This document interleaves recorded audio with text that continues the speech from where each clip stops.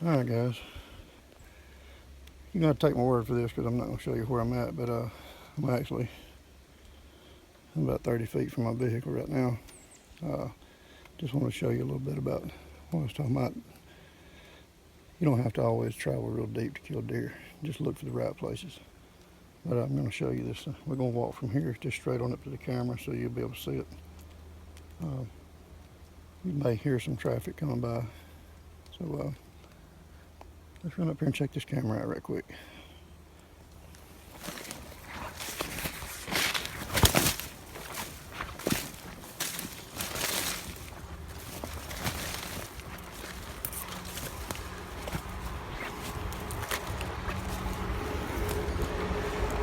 I also put my leggings on this time because I got a little more ground cover.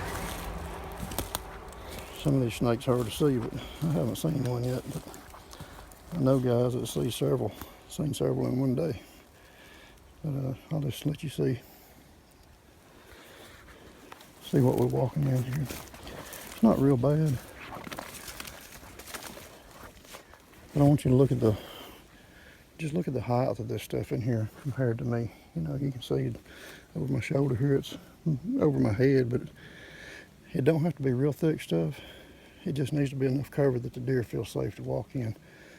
So this is a burnt, you know, they burn the control burns in here and everything. And this natural growth just comes back up. But you can see right here, see that's you wouldn't be able to see a deer that well, you know, even at 50 feet.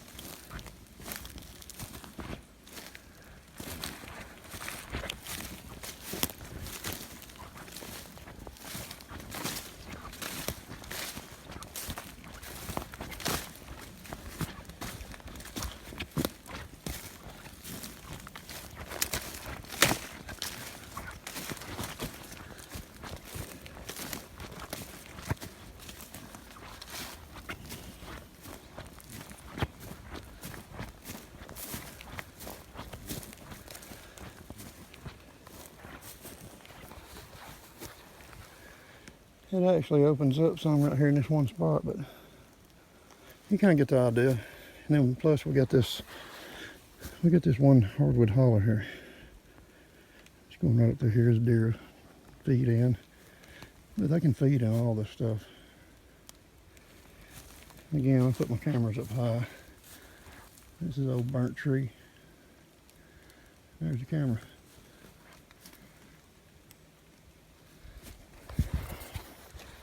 So I could actually shoot to my vehicle from right here. I'm going to say it's probably to my vehicle from here is about 65 yards. So let's see what's on this camera.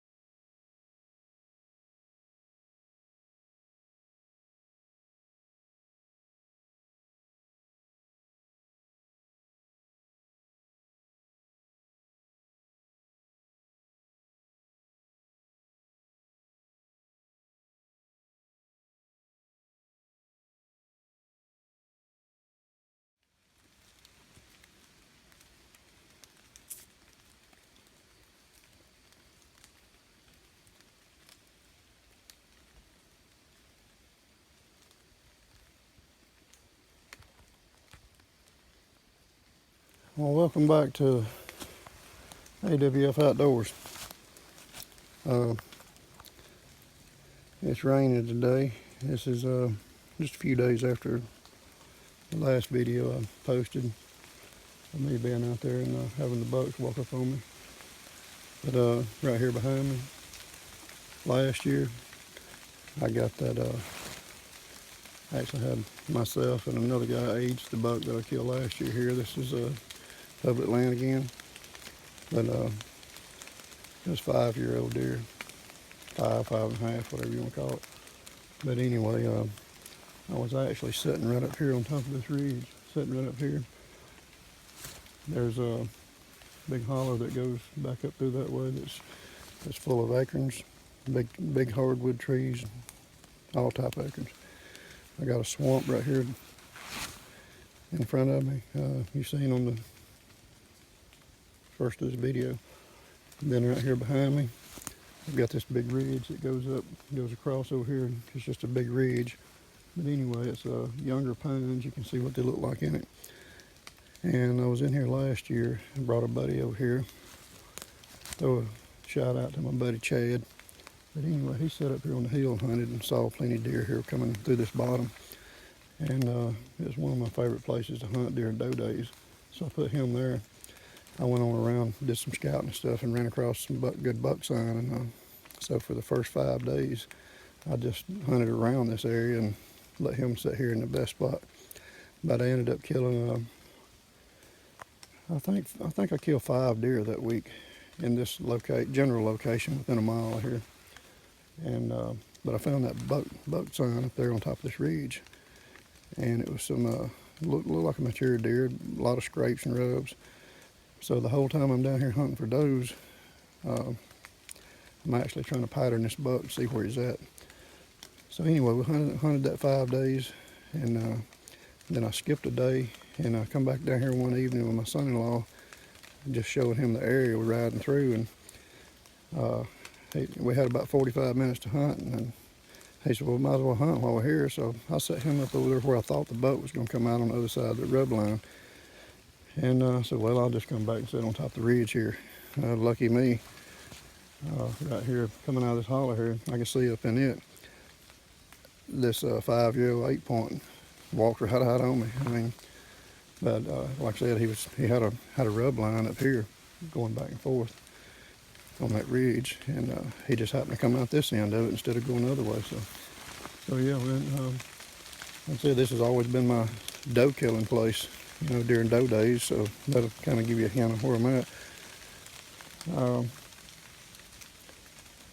But I ran into that buck sign. I couldn't turn it down, so I hunted that buck for that 5 days, and I actually killed him on the 6th day. So, but we're gonna check these cameras here today. That's what we're here for.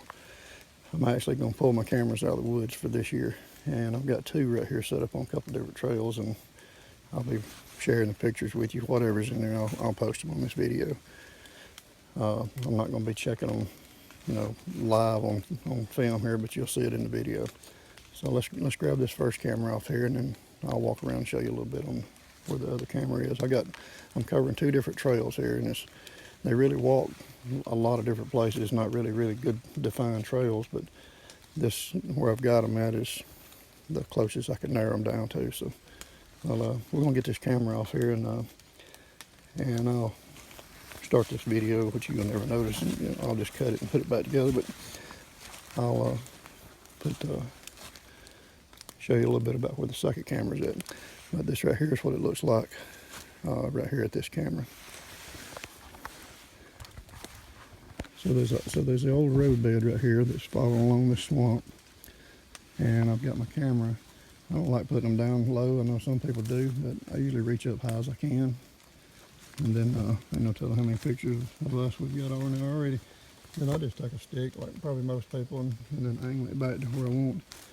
So this road bed is actually just goes right around the end of this point here, right where that buck came from last year. So let me get this camera down. And also I've noticed here while I'm hunting up here and over the years that these deer like traveling this little valley right here. It goes right up that ridge.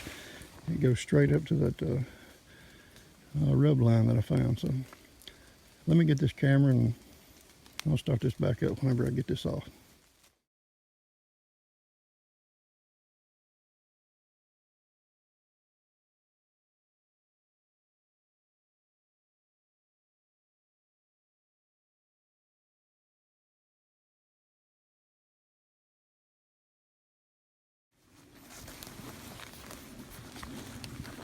Right here.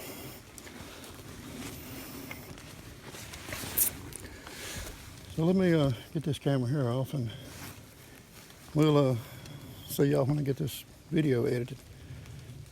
So see you in a minute.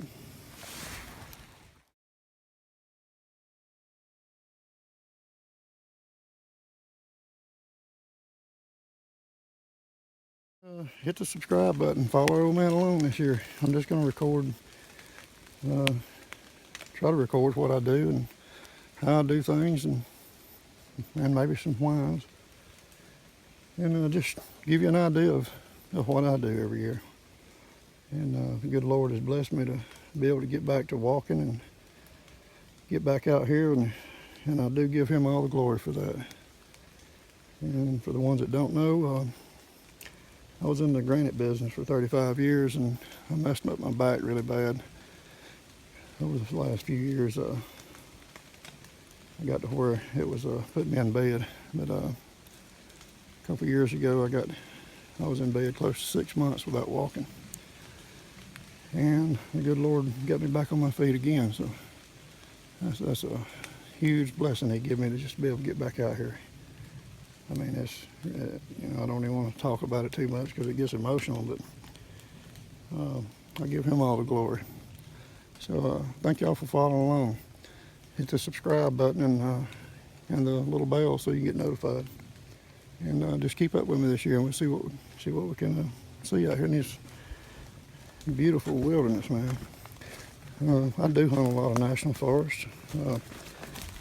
The main reason is because it's so much more mature, it's so much more majestic, and I feel like I can go places, and probably have been places that very few humans have ever been, if any. So it's just beautiful. And I'll be showing y'all some of that stuff this year. So just hang with us. Thank y'all for subscribing. And we'll catch you when we get home.